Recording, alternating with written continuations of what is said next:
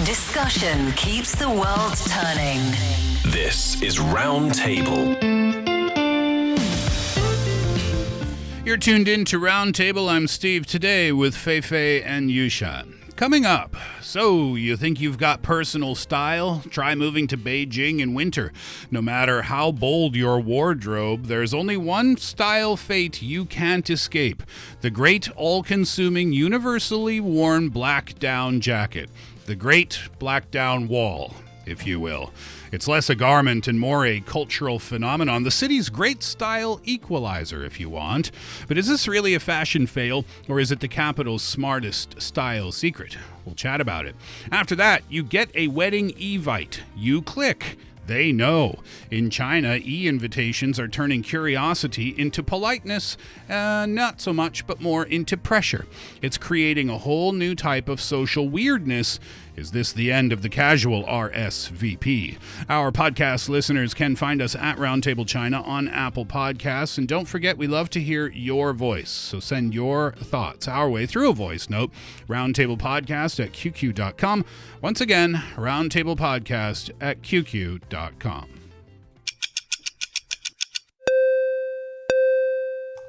What are they going to say? Hear ye, please gather round. It's time for the Soapbox. It is time for the Soapbox, where we find a story from the news as of late that makes us feel a special kind of way. We tell you what that story's about and then deliver a little mini rant on what's really going on in our heads. And Fei Fei, you have the floor this week. Yes, it's my turn this week. And over the past week, I actually come across a number of articles online, especially on, for example, on WeChat. I saw this article accumulating people's posts and comments on social media about why black down jackets are basically the favorite of people in Beijing in wintertime, and they joke about how black down jackets have effectively become the city's city uniform. And the local radio here in Beijing also did a survey last month with the hashtag "Why do people in Beijing love black down jackets?" And with they interviewed people on the streets, and most people citing reasons like being practical, less demanding in maintenance, matching everything, making everybody look the same regardless of social status and your body weight. And also on Douyin and Rednote, Xiaohongshu, there are also countless videos basically showing the same pattern, like no matter how fashion forward you are, once you move to Beijing, especially in the western part of the city, you somehow ending up buying that black down jacket and blending into that black-colored current of commuters. I was in Wangfujing recently, and I knew you were going to be talking about this black down thing today. So I kind of paid attention. I was indoors, and I was about 4 stories up near a window, and I was just, Wangfujing has it's a popular tourist area here in the city, and I was paying attention to exactly that. Is Fei Fei right? Are there a lot of black down jackets around, or is this just, in everyone's mind? And I noticed it's a black wall. I'm so curious to know what you saw in Wangfujing, but the best place or spot that you can see the sea of black, the black sea of black down jackets is actually underground in the subway stations, where the blackness is most dense, like all together squeezed up in the carts. In the subway cars, yeah. And also when it comes to if we are talking about other choices, color choices, is either black or navy blue, but basically very dark colored. Oh, I have a black one, Yeah, and me before too. my current one is also a black one, and Steve has a navy blue one, as I remember. Yeah. Well, mine's not full length, though. Does it matter? It doesn't matter about the length. Okay. According to that video that the Beijing local radio did on the street, some people said they have like 4 to 5 Really? different length of jackets, all in the color of black. Because it's just so convenient and easy to maintain. And also, but it's not the first time actually for Beijing to be joked about not having a sense of fashion. For example, in some other versions of the joke, Beijing city uniform was the windbreakers. And actually, there are reports about how the sale of windbreakers. The thinner jackets, you mean? The thinner with the waterproof features on the coat, and like they have like 2 layers. One is probably a puffer jacket, the other is more wind and waterproof. Yeah. And the sales of these windbreaker brands have been soaring in online. For example, in Beijing alone, for one brand, more than 300 people bought that particular windbreaker within a single week. And they are also, if you go to a mall in Beijing, you will see on the ground floor most of the brands opening is basically selling some sort of windbreakers. And even for those not traditionally producing outdoor apparel brands, they're also launching their own version of windbreakers. So there are also people joking about Beijing city uniform is that. So joking about it online, kind of insulting, if you want to take it that way, right? Depending on how you receive that joke, you could say, haha, yeah, I suppose. But you could also say, wait a minute, you're just saying Beijingers aren't fashionable, and this is not a fashionable city. As a Beijinger, I actually don't feel offended at all. I just feels like oops, you discovered our secret, because it's not only just the winter jackets or windbreakers. Even in summertime, I remember my grandpa telling me, because he spent the majority of his life in Western China's Xinjiang Uyghur Autonomous Region, where there are so many ethnic groups and people wearing all kinds of colorful dresses out on the street. And once he moved to Beijing so that he can stay with me and my dad's family, his one and only biggest, always hear kind of comment out on the street is, why is everybody wearing similar colors? And it's usually just a modest kind of color that kind of doesn't make you stand out Yeah, for exactly. whatever season. Exactly. And not especially when you're comparing big cities here in China, like Shanghai, Beijing is definitely not the fashion capital. And Beijing, basically, a lot of people joke about Beijing basically can tolerate everything except fashion. And that's exactly what people are trying to label Beijing is. And this has got you upset, and that's Yes. what your soapbox is about And today. here is where my soapbox begins.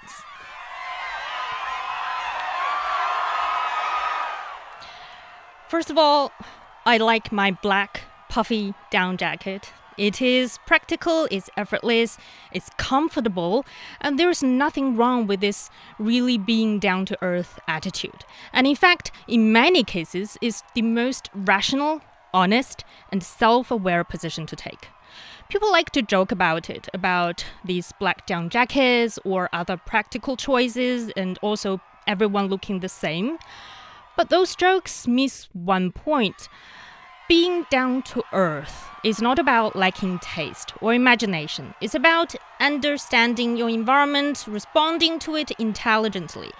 When it is minus 10 degrees outside, the wind sharp enough to hurt your face, and you still have a full work day and a 1-hour commute ahead of you, choosing warmth over aesthetics is not giving up. It's competence. It's knowing your priorities. In this case, fashion is optional and staying functional is not. The down-to-earth attitude is also deeply democratic. And this is not just about Beijing's so-called city uniform. It also shows up in other choices too, like in most public schools here in China, the school uniforms. They are often sportswear, loose and baggy, and people joke about how unattractive they are. They are, especially when compared with skirts and blazers or private school uniforms seen elsewhere. But that's the point. This is about inclusivity. It does not ask you to perform, does not demand disposable income, constant consumption, or emotional energy to maintain appearances. These clothes work for everyone, everywhere, every day, and they soften sharp differences and lower social pressure. And also, let's talk about the joke itself. People joke about being down-to-earth choices because they are common.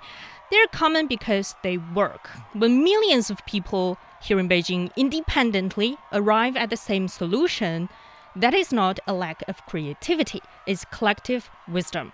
There is also a quiet dignity in practicality. Down-to-earth people are not trying to impress strangers on the streets. They're not dressing for algorithm or validation. They're dressing for life as it actually is. Crowded, cold, unpredictable, and busy. Mocking that attitude often comes from a place of distance from daily commuting, from budgeting, from physical discomfort. And it's easy to romanticize style when you are not the one standing on a freezing platform waiting for the last train home. Hear, hear. So yes, people can joke, and it's fun to share online, and we can laugh along, but let's not confuse practicality with recognition or simplicity with a lack of ambition. Being down to earth is not the absence of aspiration. It is the refusal to waste energy on things that don't matter. And in a world that constantly asks people to perform, being down to earth is not a compromise, it is a choice. And beneath that puffer black jacket, fashion can still live on.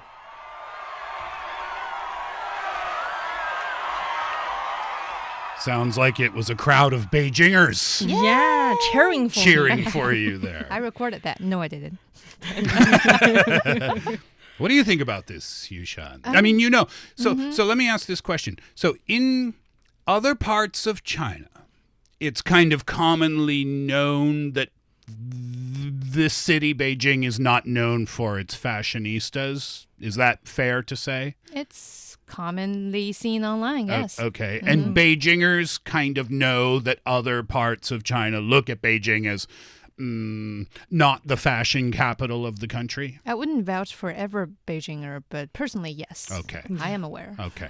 And this does not, you have no issue with this whatsoever? You have kind of an issue with this? You're not insulted, I think you said before. Yeah, I feel it's a very, and thank you, Fei Fei, for the announcement of how we have an idea of fashion beneath the winter jacket. And I kind of said earlier that we wear modest colors, but that doesn't mean that we don't design how we look. It's just sometimes when thinking about our coordination for a day, we prioritize practicality over the variety of color that we're putting on ourselves. And even for a down jacket, this just came to my mind that for down jackets, almost every model type has a design for the color black because of its practicality.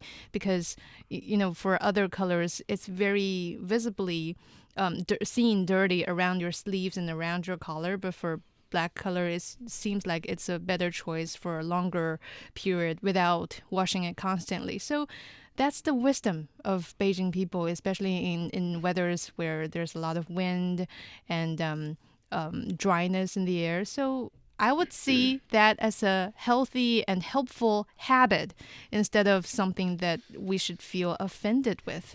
And each place, as you mentioned earlier, Steve, have their own style for dressing themselves up. So, if we are the more modest and tolerant, color-tolerating style, then I don't see that as a problem at all. Well, I'll just say this. There are 4 people in this room. Mm-hmm. 2 are wearing a puffy black vest. You're listening to Roundtable. I'm Steve with Yushan. You just noticed, didn't you? Yeah. With Yushan. I'll turn mine off right now. And Fei Fei. Coming up, your friend just sent you a wedding invitation. Don't click that. I'll tell you why in just a sec. Looking for passion? How about fiery debate? Want to hear about current events in China from different perspectives? Then tune in to Roundtable, where East meets West and understanding is the goal. This is Roundtable today with Fei Fei and Yushan. My name is Steve, and I don't know if you've received one before or not, but e-wedding invitations in China are meant to be fun and convenient, but its visitor tracking feature has turned casual clicks into social pressure. Platforms can log who viewed an invite and even sell that information as a paid service. This is leaving guests feeling awkward and couples feeling curious. Is it time to rethink this feature before it starts ruining relationships, I wonder? So what is this all about? So first of all, for a lot of our listeners not in China, these days that wedding invitations often happen online. Most of the case, they are through a link on the platform, on the app of WeChat, where you can click in and they can show that photos and videos of the newlyweds, and they also have background music and maps of exactly where this wedding is taking place. And they also have a button that you can press on if you decide to go with the wedding. Is this a message sent directly to me, or this is in WeChat Moments, for example? It can happen. be both. Yes, exactly. The coolest part is if I want to send this invitation to someone, I can. But if I don't know who else is interested, I can also just post it on the moment. Oh, as a post. And anyone in your friends list can feel free to click on that. Yeah, and register if they want to. And also, it's sort of as an announcement, telling your friends, no matter you come or not, I'm getting married. This is happening. Yes, and it's sort of an announcement. That's why this invitation feels very casual for many people. And so far it sounds okay. So what's the problem? And the problem is that recently, some of these e-invitation platforms allow invitation creators to see detailed visitor records, including who viewed this invitation and how many times they viewed it, and when and even who forward this invitation to a third party. For example, if I saw an e-invitation on my Moments and I decide to send to our mutual friend, basically a little gossiping about, oh, she or he is getting married. I may not RSVP to that party, but it's just a nice conversation to have. Okay, but here's the problem, right? So, for example, Fei Fei's getting married. She puts out the the wedding invitation on WeChat Moments, for example. I don't think WeChat Moments is the only place people can do this. No, but it's the primal? Yeah, the primary primary. place. Okay, so Fei Fei puts it out on WeChat Moments. Yushan and I, we see it. Yushan and I, we click. Oh, look, Fei Fei's getting married. Yeah, look at that beautiful wedding picture. Yeah. Now, fast forward. Yushan and I don't go to the wedding. Fei Fei can, and here's the problem, Fei Fei can see through a paid service that Yushan and I have both viewed the invitation but didn't show up to the wedding. Yes, and also according to some cases shared online, some of the dashboards and the background of the invitation platform showing 129 total visitors with one single person opening that invitation 28 times. Oh. That is feeling the social anxiety problem that we have, I think. That's more than social anxiety. That's social death if you're spotted of doing that. And so that's why a lot of, especially for viewers, they're feeling that this is on the boundary of privacy and feeling awkward, especially when you're not deciding not to go to that wedding. I'm curious just how many newlywed couples or to-be-wed couples really focus on those details, because you mentioned earlier that it's a paid service, and the higher membership you pay for, the more details you kind of can unlock from that platform. So, but from many couples' perspective, it doesn't necessarily feel that kind of malicious. So many couples, they see visitor records as a way to reduce uncertainty, and we mentioned already that it's just convenient for people to keep a track of registering who is coming and who is not. Yeah, I mean in the past, now it's just like a digital registry. Yeah. Kind of. I don't know if it's exactly the same. What it used to be like? Well, you show up to the wedding, and then you sign the guest book.